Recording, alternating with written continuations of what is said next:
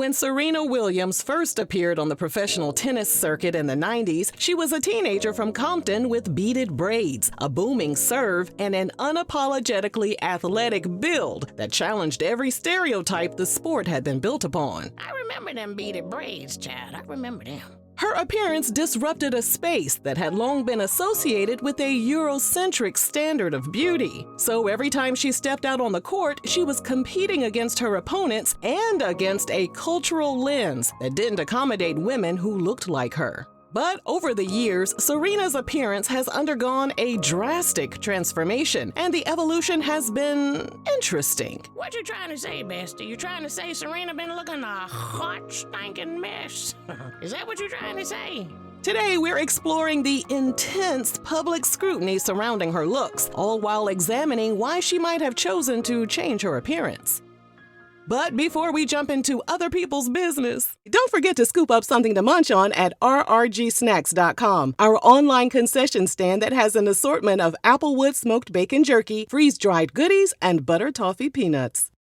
To understand Serena's transformation, it's important to consider both the external forces and the internal psychological processes at play. Public figures like Serena operate within what sociologist Irving Goffman described as the realm of impression management. Impression management? What that mean? It's a term used to describe the strategic ways individuals attempt to control the impressions others form of them, often through conscious or unconscious adjustments to their behavior.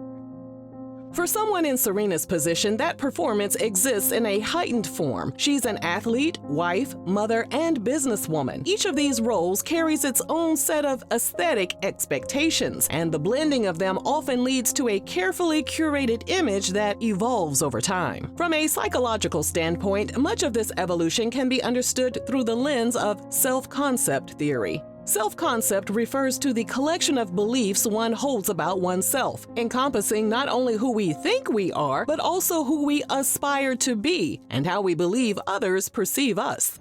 As Serena's career expanded beyond tennis and into fashion, business ventures, and cultural influence, her self-concept likely broadened. No longer defined solely by her performance on the court, her public image had to align with a more diversified identity. That diversification often brings with it a shift in physical presentation, especially for women in high-profile industries where appearance remains an unspoken currency.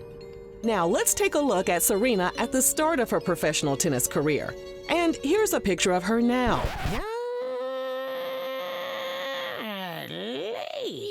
She got a light-skinned friend, look like Michael Jackson. Got a dark-skinned friend, look like Michael Jackson.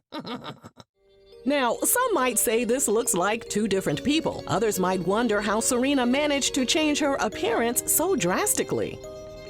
Well, we have to keep in mind that there were several racial and gendered dynamics that existed between these two photos. For decades, Serena faced racist caricatures that targeted her body, often portraying her features as too masculine or too strong compared to her white counterparts in the sports world. The body shaming was out of control, and it wasn't just from the general public.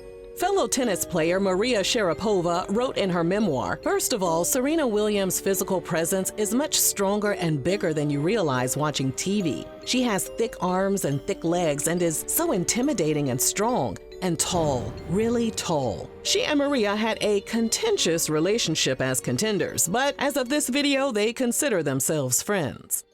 Rumors about Serena have circulated for years, some of which have been hurtful and harmful. She told Harper's Bazaar, "It was hard for me. People would say I was born a guy, all because of my arms or because I'm strong." In 2014, the head of the Russian Tennis Federation, Shamil Tarpyshev, was suspended for a year by the WTA and fined $25,000 for referring to Serena and her sister Venus as the Williams brothers. That fat, bloated bastard.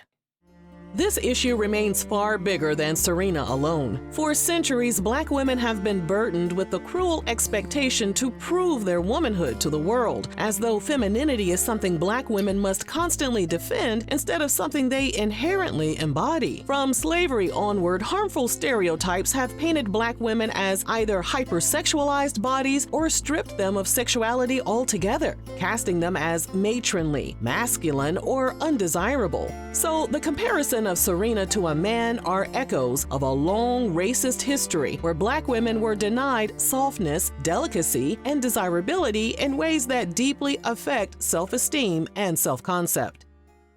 But beneath the confidence and trophies, the body shaming affected her more than the public realized. In 2004, she told a journalist that aside from setting goals of winning the Italian and French Opens and Wimbledon, she really wanted to get down to a size 4. Psychologists have documented the phenomenon known as stereotype threat, in which individuals who are aware of negative stereotypes about their social group may alter their behavior, consciously or unconsciously, to avoid confirming those stereotypes. While Serena has consistently exuded confidence, it is possible that part of her evolving look reflects a desire to reframe how she is perceived, to soften the edges of a public narrative that once tried to box her into limiting definitions. This concept is connected to another psychological framework known as body image theory. This theory examines the interplay between an individual's perception of their body and the societal messages they receive about it.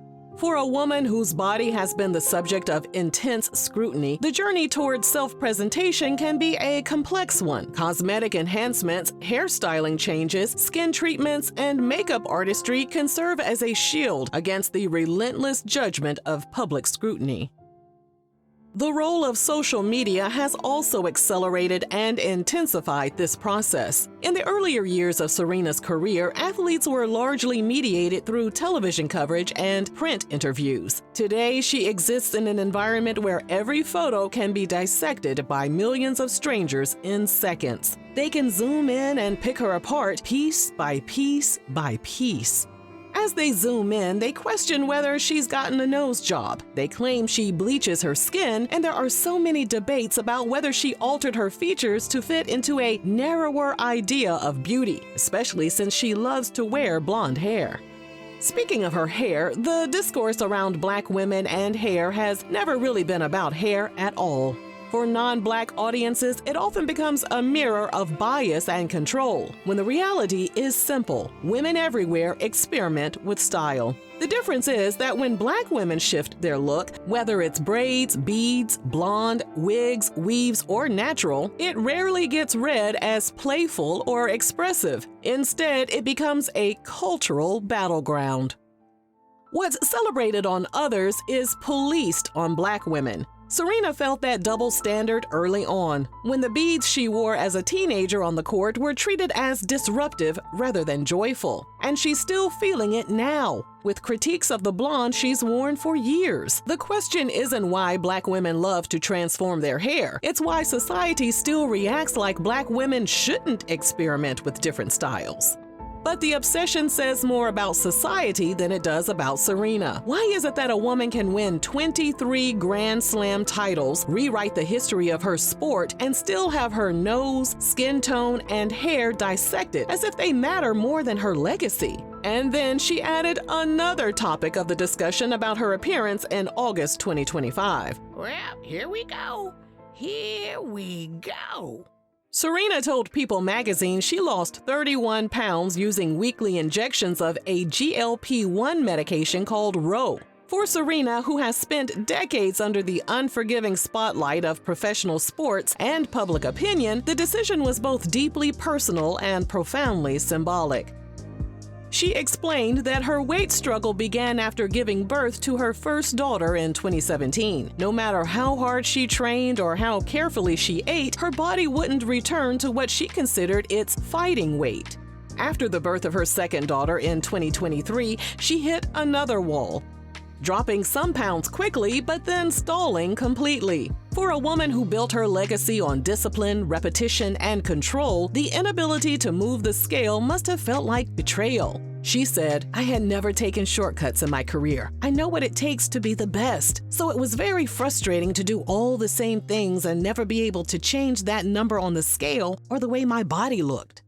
Naturally, the response about her decision was split down the middle. Some praised her while others thought she took the easy way out. But then it was discovered that her husband, Alexis Ohanian, has been on Roe's board since 2018. What the hell? Suddenly, what could have been framed as a personal health decision started to look more like a business move to increase their bank accounts. In the end, it's Serena's body and it's her choice on how she wants to present herself. But while she navigates fame, she also has to deal with a world that both celebrates and scrutinizes her. She doesn't owe the world an explanation. She doesn't owe the internet her weight, her choices, or her strategy for finding peace in her own skin. Because when we look at Serena, we should see a champion who changed the face of tennis, a mother who fought through postpartum struggles, and a woman who still refuses to be broken by criticism. If you enjoyed this video, let us know down below. And thanks for watching RRG.